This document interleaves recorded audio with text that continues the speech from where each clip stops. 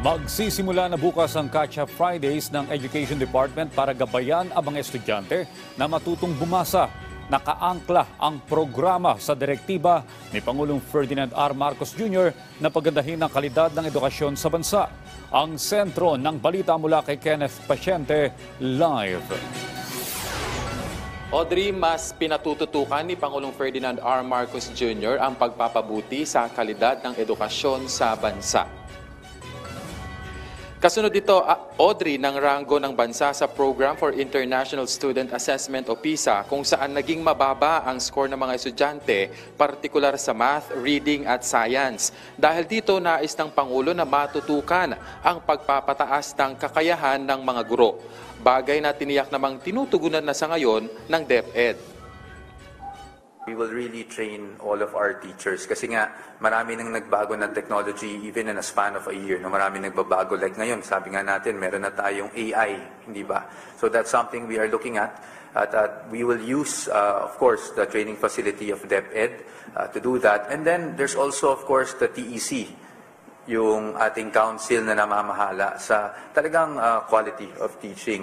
Not just in service or meaning pag nasa DepEd na sila, but pati yung pre-service, meaning bago sila pumasok sa DepEd. So habang nag-aaral pa lang sila para maging guro, ay tinitingnan na kaagad yun ng TEC. Ito siguro yung magandang mechanism para talagang makita natin yung mga paraan, paano natin maiangat yung quality ng ating teachers. No? Because again, as we always say, hindi naman kasalanan ng teachers yan. It's never their fault.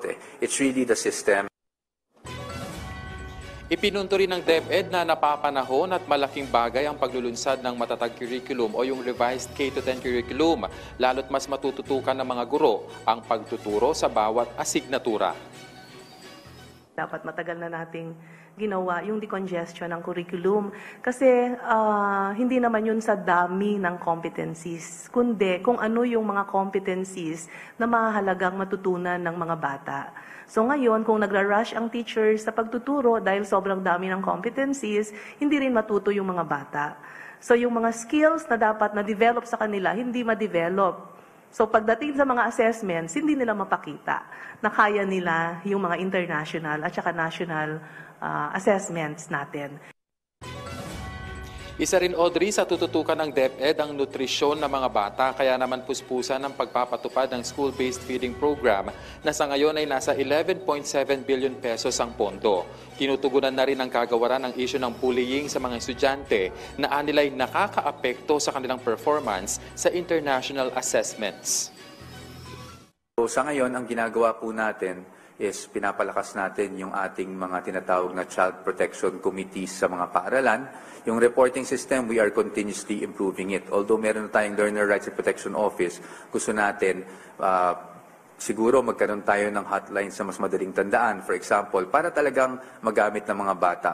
As so far, ang na-resolve natin na cases sa ating Learner Rights and Protection Office, at least yung latest report na nakuha ko is around 120 cases na yung na-resolve natin.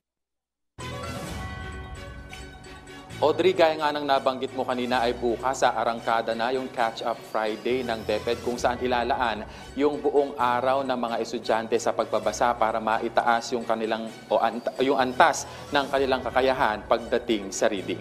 Audrey. Maraming salamat, Kenneth Pasyente.